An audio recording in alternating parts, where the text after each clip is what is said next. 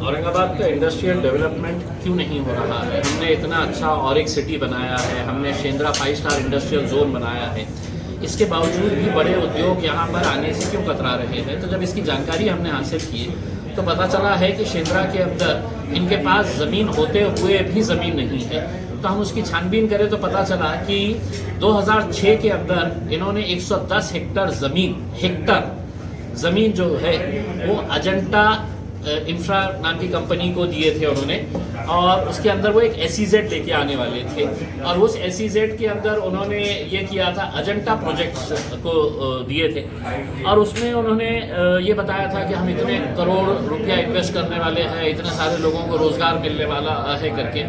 बाद में जब ज़मीन अलॉट हो गई 100 रुपये स्क्वायर फीट के हिसाब से, तो उन्होंने कुछ सालों के बाद कहा कि नहीं, हम SEZ नहीं कर रहे हैं, SEZ कैंसिल कर रहे हैं करके।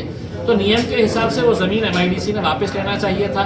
तो उन्होंने कहा नहीं, हम कोई दूसरा प्रोजेक्ट लेके आते हैं। तो उन्होंने दूसरा प्रोजेक्ट लेके आने के लिए तो गवर्नमेंट को लिखा, और वो प्रोजेक्ट उन्होंने उससे सैंक्शन करवा के लिया, और सैंक्शन करवाते वक्त तो फिर उन्होंने ये किया कि अपना लेटर लिख के दे दिया है कि हम GST नहीं भरेंगे करके। ऐसा कोई कानून नहीं है। फिर उनको है तो ये सुविधा दी गई कि आपका जो ट्रांसफॉर्मेशन फ़ी रहेगी वो 44 करोड़ रुपीस थी। तो उन्होंने कहा कि हम 4 इंस्टॉलमेंट में देंगे, तो बोले 4 इंस्टॉलमेंट में दे दो करके। तो अभी तक उन्होंने है तो सिर्फ एक ही इंस्टॉलमेंट दिया है 11 करोड़ रुपये का, अभी तक है तो बाकी का इंस्टॉलमेंट नहीं भरे हैं।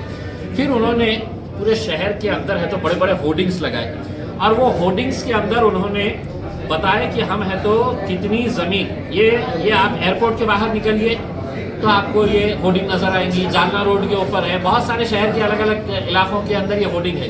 और इस होर्डिंग के अंदर लिखा है कि हमने ऑलरेडी 1 मिलियन स्क्वायर फीट ज़मीन ऑलरेडी बेच चुके हैं। क्या रेट से बेच चुके हैं? तो उन्होंने लिखा है कि प्राइस रेंज स्टार्टिंग फ्रॉम 699, यानी कि 700 रुपये स्क्वायर फीट के हिसाब से हम ये प्लॉट बेच रहे हैं। एक प्लॉट कितने का है? तो 4200 स्क्वायर फीट से लेकर 10,000 स्क्वायर फीट तक का।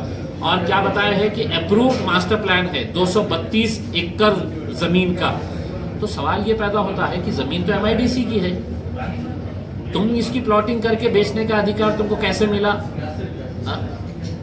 MIDC को कोई भी आपको जानकारी देने की जरूरत नहीं है। उन्होंने एक एग्रीमेंट किया, उस वक्त के जो मंत्री थे सुभाष देसाई साहब, पोटे साहब, MIDC के CEO, चेयरमैन, ये लोगों ने एक एग्रीमेंट किया, और उस एग्रीमेंट के अंदर उन्होंने कहा कि तुमको MIDC को बताने की जरूरत नहीं है, तुम एक काम करना, तुमको जितने प्लॉट्स बेचना है बेच देना, तुमको MIDC को कोई इन्फॉर्मेशन देने की जरूरत। लेकिन अगर मैंने खरीद लिया एक प्लॉट 5000 स्क्वायर फीट का और मुझे बेचना है आगे के हिसाब से, ये कई हजार करोड़ रुपए का ये घोटाला इसके अंदर सामने आ रहा है।